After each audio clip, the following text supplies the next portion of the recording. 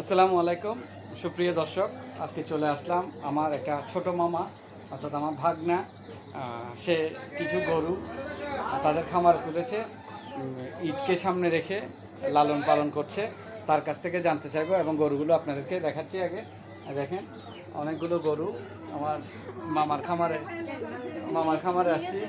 হ্যাঁ মামা, ঈদকে সামনে রেখে তো তোমরা অনেকগুলো গরু খামারে তুলেছো, তো কেমন আশা করছো যে এবার ঈদে কোরবানি গরুগুলো ভালো দামে বিক্রি করতে পারবা কিনা? তোমার কি মতামত একটু জানাও।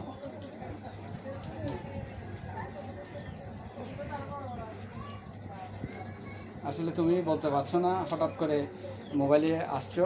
যাই হোক, তুমি কয়টা গরু নিয়েছো এখানে? এখানে 4টা গরু আছে না? তো এটা এবার কোরবানিতে বিক্রি করবা না এগুলো? ঠিক আছে, তোমার জন্য শুভকামনা রইল, আর ধন্যবাদ তোমাকে।